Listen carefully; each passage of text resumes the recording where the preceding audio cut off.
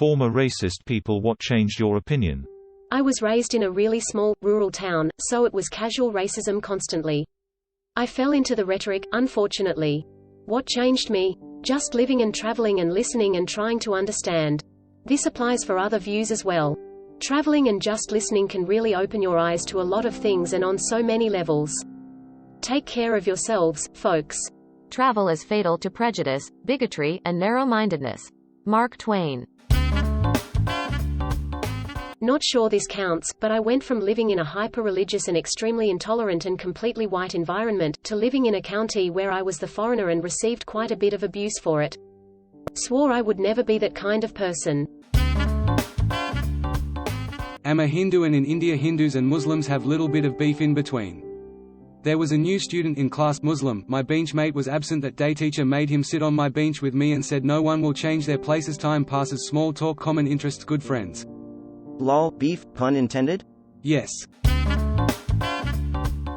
I grew up as one of the only white people in a predominantly black area. My parents drilled into me that they hate me just because I'm white and to fear them. And at the time they weren't necessarily wrong, because many of those kids were being told the same thing about me at home.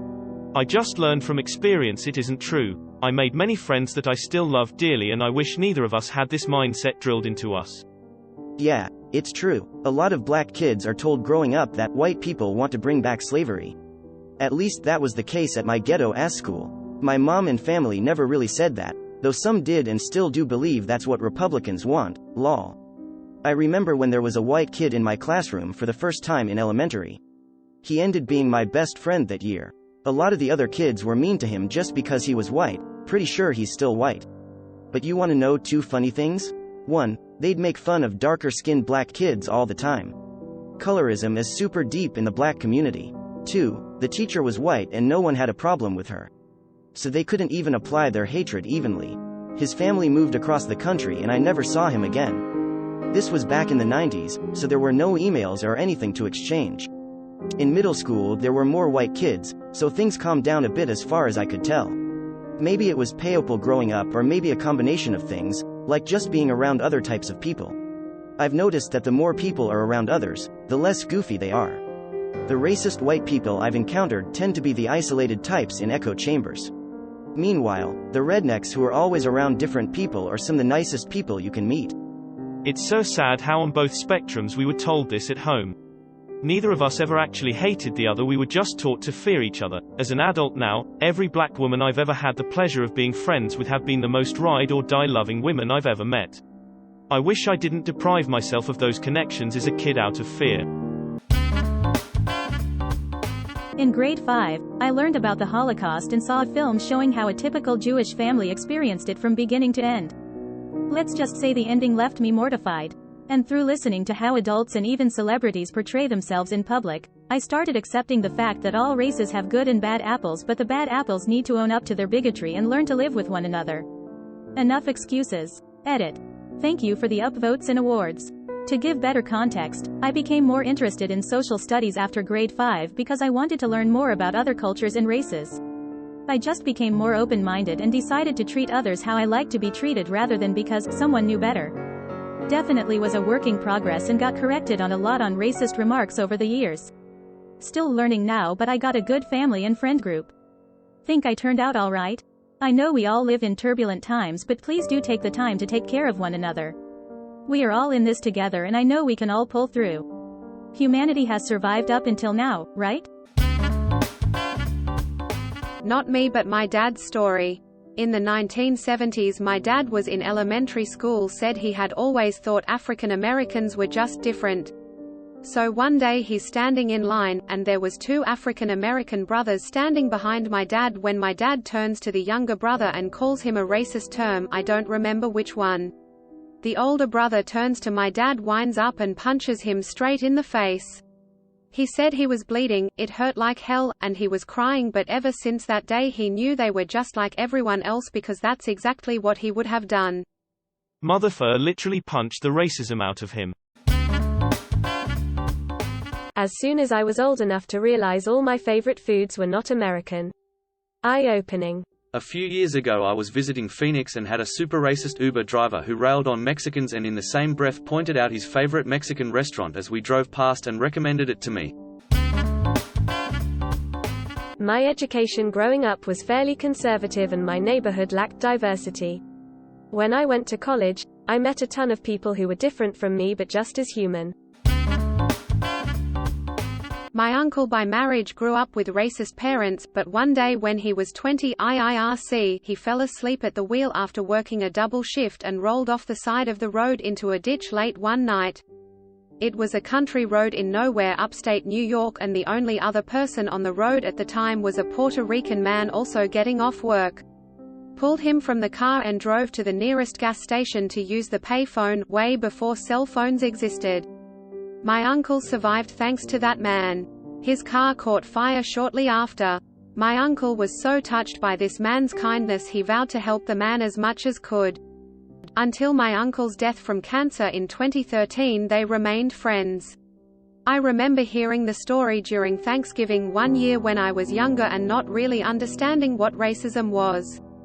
I'm 63. When I was a teenager, one of my older relatives told me his story. He was in his late 70s or early 80s at this time.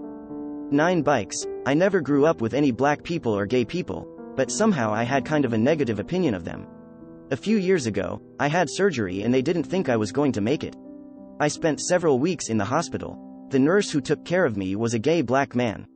He was a very skilled nurse and as I got to know him, I realized he was probably the most caring and compassionate person I've ever met. I'm here today only because of the care he provided for me. I don't know what I had against the blacks and the gays, I didn't even know any. I grew up in a family that was extremely racist towards African Americans. Especially they would always rant about how AA customers at their jobs are always rude and too lazy to clean up after themselves. After I got a job myself, I realized that it seems like every races are the same. Some are rude, some are lazy, most people are nice regardless of the color of their skin. I just find it unfair how my parents specifically targeted AA people. I've experienced just about the same amount of rudeness and laziness from the other races. I grew up in a town where other races were practically a theoretical concept. I then went to college and realized we are all just people and suck equally. This isn't the most dramatic answer, but probably the most common. Not many people are intentionally racist. I went to school in the white area of town. As an adult, my co-workers were more diverse. Grew up dirt poor with a single parent as a white kid in an area with a large black middle and upper middle class. Got bullied a lot in school for being poor. Had a teacher tell me once that she couldn't believe I didn't have reliable internet access at home because I was white.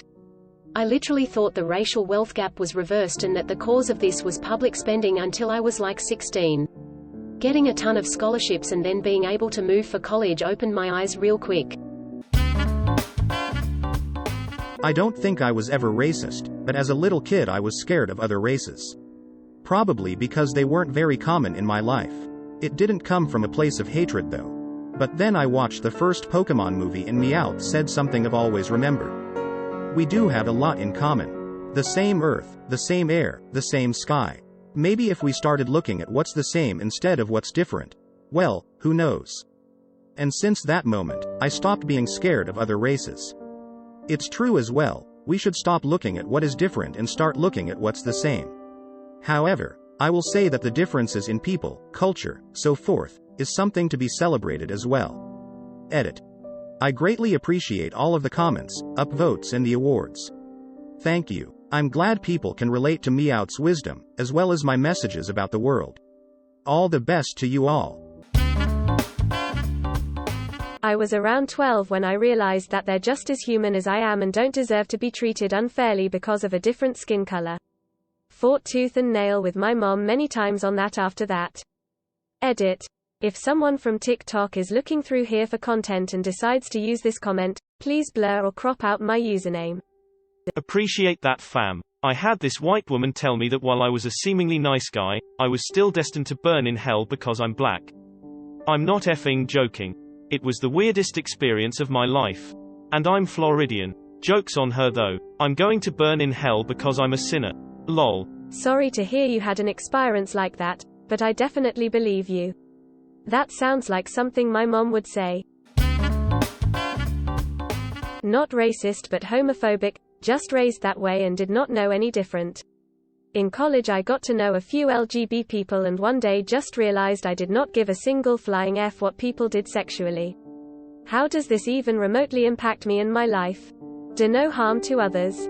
LGBT people are not harming anyone else simply by being LGBT. Just recently actually. I always thought this race was simple-minded and sometimes outright idiotic. But as a F1 fan I finally gave NASCAR a try and realized that it's not all just left turns and crashes. I now find NASCAR very enjoyable to watch. Edit. Wow lol, this comment blew up. Thank you to everyone and for all the awards.